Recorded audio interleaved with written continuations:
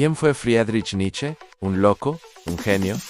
¿O quizás el hombre que se atrevió a desafiar al mismísimo Dios? Hoy nos adentramos en la mente de uno de los filósofos más controvertidos y fascinantes de la historia. Un pensador cuyo eco resuena con más fuerza que nunca en nuestro vacío moderno. Nacido en 1844, en un pequeño pueblo de Prusia, Nietzsche estaba destinado a seguir los pasos de su padre, un pastor luterano. Pero desde joven, Friedrich sintió que su camino era otro, una mente brillante y atormentada que no encajaba en los moldes de su época. Se convirtió en el catedrático de filología clásica más joven de la historia en la Universidad de Basilea. Pero su verdadera pasión no estaba en las aulas, sino en las profundidades del alma humana.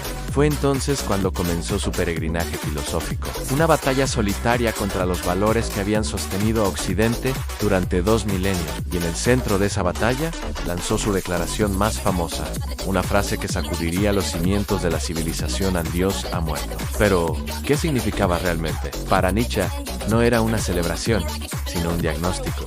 Dios ha muerto, un Dios sigue muerto, y nosotros lo hemos matado. Con estas palabras, no se refería a la muerte de una entidad física en el cielo, sino a la muerte de la idea de Dios, como el pilar central de la moral, el propósito y el sentido en la vida del hombre occidental.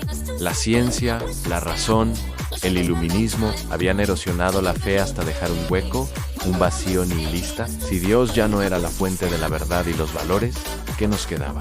¿El caos? ¿La desesperación? Aquí es donde Nietzsche se vuelve verdaderamente radical. En lugar de lamentarse por este vacío, lo vio como una oportunidad única, una liberación. Si ya no había una moral impuesta desde el cielo, la humanidad tenía por primera vez la oportunidad de crear sus propios valores, de convertirse en su propio Dios.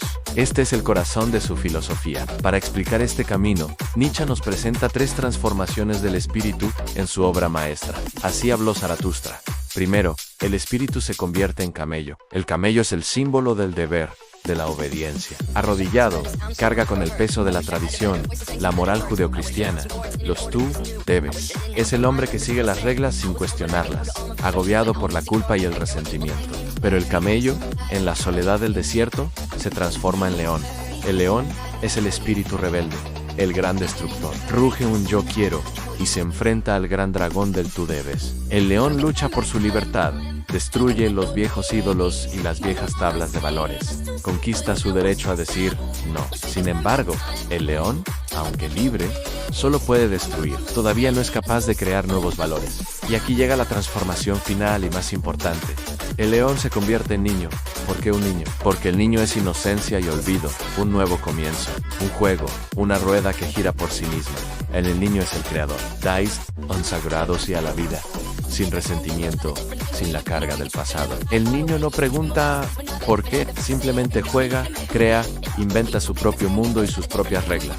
Este niño es la metáfora del superhombre, el Übermensch. El superhombre no es un dictador ni una raza superior, como malinterpretaron los nazis de forma atroz. Es un ideal, un objetivo para el individuo. Es aquel que, habiendo aceptado la muerte de Dios, no cae en la desesperación, sino que asume la responsabilidad total de su existencia. Es el artista de su propia vida, que esculpe su destino con la fuerza de su voluntad. Es quien vive con tanta pasión y plenitud que estaría dispuesto a repetir cada instante de su vida una y otra vez, eternamente. Este es otro de los conceptos más profundos y aterradores de Nietzsche, el eterno retorno. Imagina que un demonio se te aparece y te dice: en esta vida, tal como la vives ahora y la has vivido, deberás vivirla una vez más e innumerables veces más. Y no habrá en ella nada nuevo, sino que cada dolor y cada placer, cada pensamiento y cada suspiro, todo lo indeciblemente pequeño y grande de tu vida, deberá volver a ti. ¿Cómo reaccionarías? ¿Te arrojarías al suelo desesperado? ¿O le dirías: eres un dios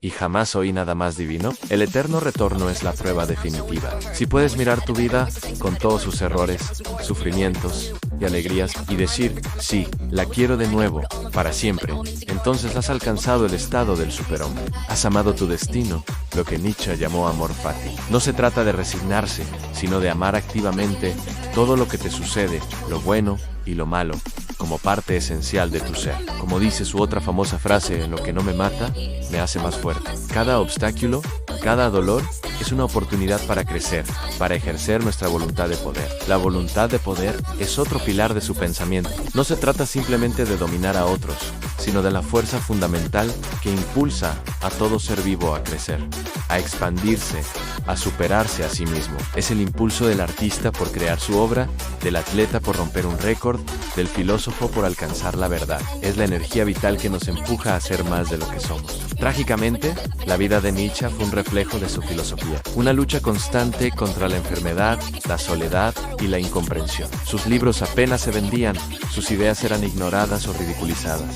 En 1889, a los 44 años, sufrió un colapso mental en las calles de Turín, del que nunca se recuperaría. Pasó la última década de su vida en silencio, bajo el cuidado de su madre y su hermana, quien más tarde manipularía sus escritos para asociarlos con ideologías que él mismo habría despreciado. Nietzsche murió en 1900, justo en el umbral del siglo que él había profetizado con tanta lucidez. Un siglo de guerras mundiales, de crisis de valores y de la búsqueda desesperada de un nuevo sentido. Hoy, más de un siglo después, sus preguntas son más relevantes que nunca. Vivimos en la era del vacío que él describió, la era de la distracción constante, de la moral líquida y de la búsqueda de validación externa. Hemos sido capaces de crear nuevos valores, o simplemente hemos reemplazado a Dios con otros ídolos, el dinero, la fama, la tecnología, la ideología. Somos camellos cargando con las opiniones de los demás, leones enfadados en redes sociales, o nos atrevemos a ser niños, a crear nuestro propio sentido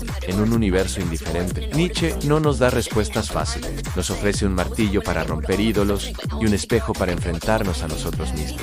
Nos desafía a vivir peligrosamente, a bailar al borde del abismo y a decir sí a la totalidad de la existencia. Nos llama a ser los poetas de nuestra propia vida. La pregunta que nos deja flotando en el aire es, ¿tenemos el coraje para aceptar su desafío? Gracias por acompañarnos en este viaje a la mente de Friedrich Nietzsche. Si este tipo de contenido te inspira, no olvides suscribirte y activar las notificaciones para no perderte nuestras próximas exploraciones filosóficas. Hasta la próxima.